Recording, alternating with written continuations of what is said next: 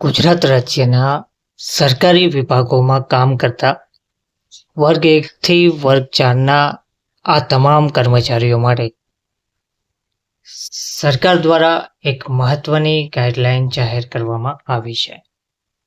તેમજ સરકારે તમામ વિભાગો પાસેથી લિસ્ટ પણ મંગાવ્યું છે. શું હવે સરકારી કર્મચારીઓની નોકરી જશે? તમામ માહિતી માટે વિડીયોના અંત સુધી બન્યા રહેજો. નમસ્કાર મિત્રો, સ્વાગત છે તમારું અમારી યુટ્યુબ ચેનલમાં. મિત્રો, ગુજરાત સરકારે વિભાગો પાસેથી લિસ્ટ આખરે મંગાવી લીધું છે. આ સરકારી બાબુઓની નોકરી હવે જવાના આરે છે. ગુજરાત સરકારના વહીવટીતંત્રે એક મોટો અને કડક નિર્ણય લીધો છે. હવે રાજ્ય સરકારમાં નોકરી કરતા અને 55 વર્ષથી ઉંમર વટાવી ચૂકેલા એવા કર્મચારીઓ કે જેઓ બરાબર કામ નથી કરતા, બિનકાર્યક્ષમ છે, તેમને સરકાર હવે સીધા ઘર ભેગા કરવાની તૈયારી કરી રહી છે.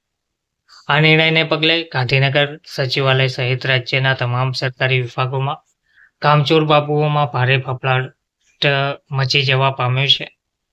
સરકારે વર્ગ 1 થી લઈને વર્ગ 4 સુધીના તમામ કર્મચારીઓની કામગીરીની સમીક્ષા કરવાનો આદેશ કરી દીધો છે અને 30 મે સુધીમાં તમામ વિભાગો પાસેથી આવા કર્મચારીઓની વિગતો પણ મંગાવી લેવામાં આવી છે.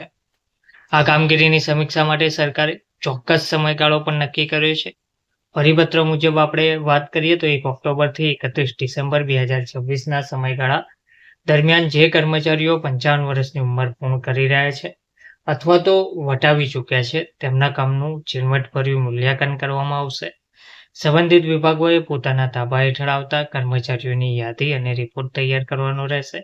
કર્મચારીને નોકરીમાં ચાલુ રાખવા કે ફરજ મુક્ત કરવા તે નક્કી કરવા માટે માત્ર ઉંમર જ નહીં પણ ઘણા બધા પાસાઓ ચકાસવામાં આવશે, જેમાં કર્મચારીનું આખું સર્વિસ રેકોર્ડ, તેમનો ACR, વાર્ષિક ગોપનીય અહેવાલ અને જો ભૂતકાળમાં તેમની સામે શિસ્તભંગના કોઈ પગલાં લેવાયા હોય તો તે ખાસ ધ્યાનમાં લેવાશે. આ ઉપરાંત ઉંમરના આ પડાવે કર્મચારીની હાલની શારીરિક અને માનસિક ક્ષમતા પણ તપાસવામાં આવશે. જો આ તમામ બાબતોમાં કોઈ કર્મચારી નબળો કે કામચોરવાળો જોવા મળશે તો તેને નોકરીમાંથી ફરજ મુક્ત કરી દેવામાં આવશે. તો સરકારે આખરે આ શિસ્તભંગના પગલાં લેવા માટે ગાઈડલાઈન જાહેર કરી દીધી છે, પરિપત્ર જાહેર કરી દીધો છે અને ગુજરાત સરકારે વિભાગો પાસેથી લિસ્ટ પણ મંગાવ્યું છે. ધન્યવાદ.